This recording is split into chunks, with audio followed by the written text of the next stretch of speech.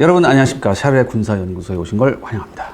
오늘부터 특별 시리즈를 한다고요? 네, 이번 러시아 우크라이나 전쟁을 통해 많은 무기체계 패러다임이 바뀌었습니다.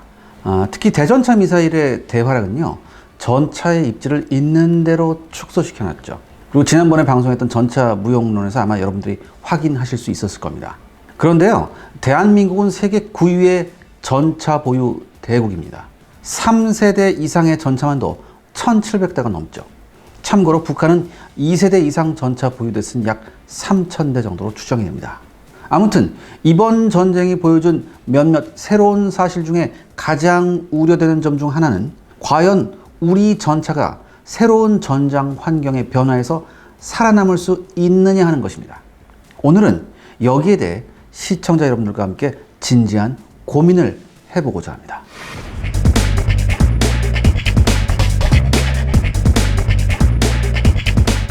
무엇부터 점검해야 될까요?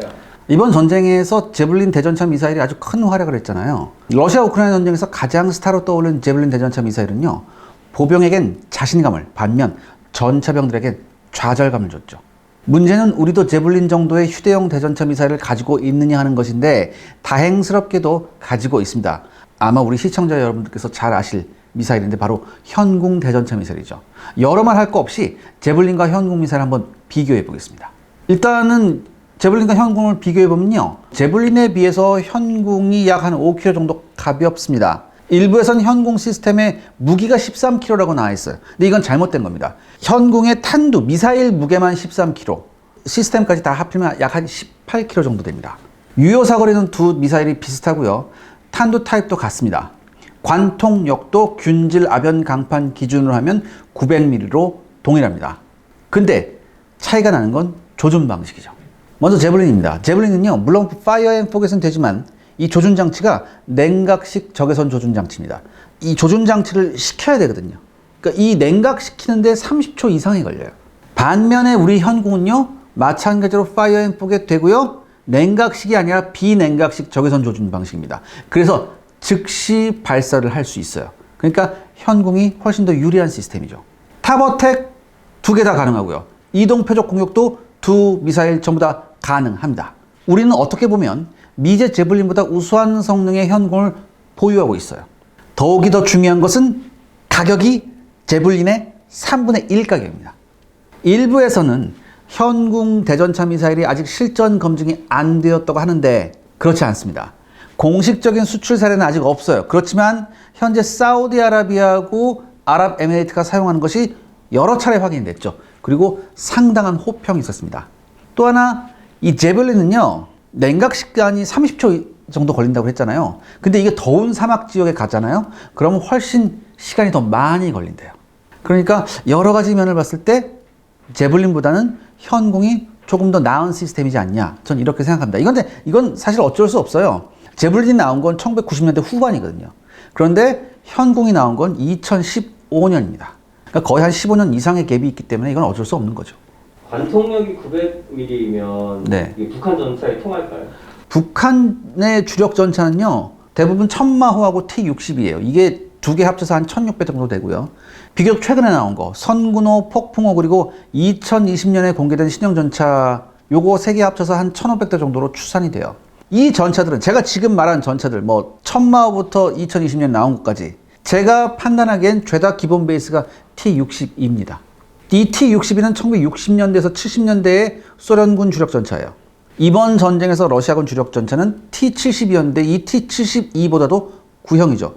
여러 가지 개량했다고 하고, 뭐 포탑에다가 뭐 미사일도 잔뜩 달고, 뭐 대공 미사일도 달고, 뭐 여러 가지 달긴 했는데 기본은 T-62예요. 그리고 2020년에 공개된 것도 제가 보기엔 T-62가 베이스 같아요. 따라서 우리의 현궁 정도의 대전차 미사일이라면 방향에 상관없이 단 한 발의 격파가 가능합니다. 더욱이 현궁에는요, 탑어택 능력이 있다고 제가 말씀드렸죠. 북한 전차들한텐 사신입니다. 우리 육군은요, 현궁 이외에도 토우와 메티스 M 대전차 미사일을 보유하고 있고, 이 미사일들은 모두 북한 전차들을 어렵지 않게 격파할 수 있습니다. 그 다음에 이제 보병 휴대용 대전차 로켓으로는 이제 독일제 판저파우스트 3를 사용합니다. 이 판저파우스 3는요, 700mm의 장갑 관통력을 가지고 있어요. 그래서 역시 북한 전차들에게 유효합니다. 참고로 판저파우스 3는 1차분으로 한 1만 기가 도입됐고 추가 2차분도 들어와서 육군뿐만 아니라 해병대도 사용하고 있습니다. 그런데 북한도 대전차 미사일이 있겠죠? 바로 이게 문제입니다. 이 문제가 오늘의 핵심 같아요. 우리만 대전차 미사일을 쏘란 법이 없잖아요. 러시아 우크라이나 전쟁에서 러시아는 공격하는 입장이었기 때문에 우크라이나군의 대전차 미사일에 혼쭐이 났어요. 그래서 언론에서는 이 부분만 조명이 됐죠. 근데 사실 우크라이나 전차들도 러시아의 대전차 무기에 많은 수가 피해를 입었습니다. 러시아군도요, 파고시나 메티스엠, 코넷 등 여러 종류의 대전차 미사일을 실전에 투입했습니다. 그리고요, 이번 전쟁에서 러시아는요, 제블린하고 엔로우 같은 이런 시스템을 노획했어요. 그래서 이것을 분석해서 비슷한 성능의 대전차 미사일을 곧 개발한다는 후문도 있습니다. 현재 북한은 주력 대전차 미사일로 불세 2와 불세 3을 사용 중에 있습니다. 불세 2는요, 러시아제 9K111 파고의 데드카피 버전이에요. 이 원형이 되는 파곤 미사일은요, 유선 유도의 반자동 시선 유도 방식의 대전차 미사일입니다. 한마디로 사수가 미사일을 발사하고 난 다음에 미사일이 목표에 명중할 때까지 그 스코프로 계속 그 전차를 조준하고 있어야 돼요. 그래서 유효 사거리는 약 2km 정도, 관통력은 600mm 수준입니다. 이게 불세2 같은 경우에는 이제 여러 군데 수출도 됐는데 그 중에 한 군데가 하마스였죠. 그래서 하마스가 북한제 미사일을 사용하는 장면이 찍히기도 했습니다. 그리고 불세3은요, 러시아제 코넷 대전차 미사일을 역시 데드카피한 것으로 추정됩니다. 코넷은 이게 레이저 유도 방식이에요. 뒤에 이제 와이어가 필요 없어요. 아까 불세2 같은 경우는 뒤에 와이어가 데이터가 전송이 되거든, 이 조종 데이터가. 근데 코넷은 그럴 필요가 없어요. 이렇기 때문에 파이어 앤 포겟도 가능하고요. 특히 뒤에 와이어가 필요 없기 때문에 최대 사거리가 5km로 대폭 늘어났습니다. 관통력 또한 2배 가까이 늘어났죠. 1200mm급이라고 알려져 있습니다. 또한 북한은요, 작년 무기 전시회에서 북한판 스파이크 미사일을 공개했습니다. 이 스파이크 미사일은 원래 이스라엘 거거든요. 아마도 이스라엘 제조사를 해킹해서 기술을 확보한 것으로 추정이 되어지는데 관통력은 850mm예요. 이 북한판 스파이크 미사일이 탑어택 공격이 가능하냐는 아직 불명입니다. 하지만 이스라엘제 오리지널 스파이크 미사일은요, 탑어택 기능을 보유하고 있습니다. 이 미사일은 현재 북한이 함정에서만 탑재해서 사용하고 있는데 이거는 뭐 지상 발사 버전으로 바꾸는 건 일도 아닙니다. 중요한 거는 이제 네. 우리 전차들이 이걸 방어할 수 있는가? 그렇죠. 일단 현재 우리 군이 운용하는 전차는요, K1, K1A1 계열 전차, 그리고 K2 흑표 전차입니다. 먼저 K1 전차는요, 1987년부터 실전 배치된 전차예요. 그래서 35년 정도 됐죠. 지금 기준으로 보면 방어력은 다소 부족할 수 있습니다. 전면 기준 약 한 600mm 수준의 방어력을 가지고 있다고 추정이 되어집니다. 다음에 2000년부터 실전 배치된 K1A1 역시 전면 방어력은 600mm, 측면은 350mm까지 방어가 가능하다고 하네요. 그리고 우리 육군의 최신 전차인 K2, 이 K2 흑표는요, 전면 방어력이 약 900mm 수준입니다. 특히 K2는 모듈식 장갑이에요. 그래서 이쪽에 장갑이 피격됐으면 이거 다른 걸로 바꿔 끼면 돼. 차체 측면 그리고 포탑 측면하고 상면에 반응 장갑을 장착하고 있습니다. 그래서 전체적으로 K1이나 K1A1보다는 거의 2배의 방어력을 가지고 있다고 평가받죠.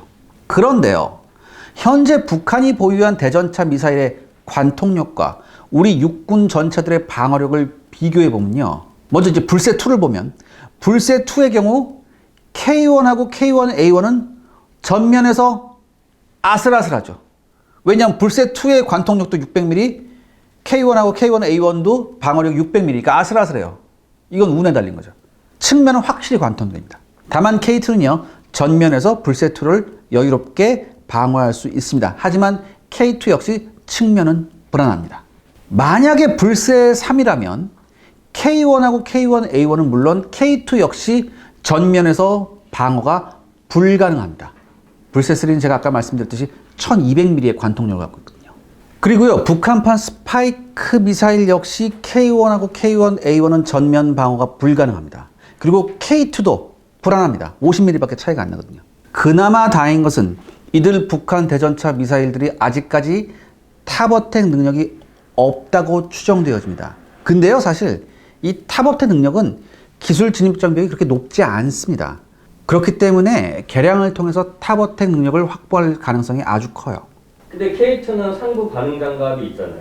아, 좋은 말씀인데 과연 이게 효과가 있을까 저는 약간 의문돼요. 왜냐하면 이번 러시아 우크라이나 전쟁에서 격파된 러시아 전차를 보면요, 상부에 반응 장갑이 있는 것을 쉽게 찾을 수 있습니다. 그 사진 한번 보시죠. 얘네는 뭐 상부에다 완전 깔아놨거든, 반응 장갑을. 그런데도 지금 피격이 됐어요. 우리 K2 전차 보면요, 조종수하고 전차장 그 해치, 그 다음에 앞에 포신 쪽에만 지금 반응 장갑 있고, 그 전차 터렛을 보면 전차 터렛 후면에는 반응 장갑 없어요. 여기에 북한군의 7호 발사통이라고 불리는 북한판 RPG-7도 주목해봐야 됩니다. 이거 북한이 굉장히 많이 가지고 있어요. 이게 반응 장갑을 무력화시키는 신형 텐덤 탄도 있어요. 이게 앞에 뭐 이렇게 탄도 앞에 뭐가 또 이렇게 하나 나와 있죠. 요게 그 앞에 나와 있는 조그만 게 반응 장갑을 먼저 폭발시키고 뒤에 있는 큰 게 이제 뚫고 들어간다는 얘기죠. 이게 관통력이 약 한 750mm 정도 됩니다. 그러니까 K1하고 K1A1은 어느 방향이 됐든 굉장히 위험하다는 거죠. 우리도 똑같이 강한다는 뜻인데 이 APS가 도움이 되지 않을까요? 예, 그러니까 요번에 APS가 굉장히 많이 나오죠. 이 능동 방어 체계. 근데 사실 우리도 이 APS 시스템을 개발했어요. 이게 400억이 넘는 돈을 들여서 APS 시스템을 개발했어요. 특히 하드킬 APS 시스템, 그러니까 뭔가 날라오면 발사체를 해가지고 요격하는 그런 것도 우리 개발을 했는데 비용 문제 때문에 아직 K2 전차에 탑재가 되지 못하고 있습니다. 세트 하나 가격이 엄청나게 비싸다고. 근데 이게 한 세트만 넣는 게 아니고 여러 세트를 넣어야 되거든요. 그래서 우리 최신의 전차 K2조차 이게 탑재가 미루어졌어요. 사실 이제 지난 전차 무용론 영상에서 말씀드렸듯이 APS는 보병용 대전차 무기에 대한 완벽한 솔루션은 아니에요. 그런데요, 그럼에도 불구하고 APS는 반드시 필요하다고 저는 생각을 합니다. 왜냐하면 이 APS를 탑재함으로써요, 기회가 한 번 더 생기기 때문이에요. 만약에 여러분들 APS가 없어요. 그럼 첫 번째 대전차 무기 공격에 피격되면 뭐예요? 승무원이 전부 전사할 수도 있습니다. 근데 첫 번째 적의 대전차 공격을 막아내면 뭐예요? 지금 적들이 대전차 공격을 하는구나? 그럼 뭐야? 현장 이탈 혹은 뭐야? 후퇴, 여러 가지를 생각해 볼 수 있겠죠. 일단은 뭐예요? 첫 번째 피격을 막아내면 기회가 한 번 더 생기잖아요. 그럼 그때 연막탄 뿌리고 일단 뒤로 빠져서 여러 가지 뭐 다른 방법을 강구해 볼 수도 있는 거예요. 다시 말해서 APS가 있다면 초탄을 방어해낼 수 있습니다. 이게 굉장히 중요한 거예요. 또 한 번의 기회를 갖는다는 거. 이건 승무원의 생존율에 엄청난 영향을 미칠 겁니다. 그러니까 이 비싼 가격과 연속 사용에 제한이 있잖아요. 그럼에도 불구하고 이스라엘군이 트로피 하드킬 APS 시스템을 사용하는 이유가 바로 이거예요. 이게 지금 이 APS가 이제는 탑 어택에 대해서도 대처를 해야 되잖아요. 그렇기 때문에 여러 가지 난제들이 지금 아주 많습니다. 더욱 문제는 뭐냐? 전차를 위협하는 무기가 대전차 미사일만이 아니라는 거죠. 이번 전쟁을 통해서 드러났죠. 공격용 드론, 그다음에 자폭형 드론도 호시탐탐 전차를 노릴 수 있습니다. 따라서 이제 K30BO 복합체계라고 여러분 아실 거예요. 대공체계.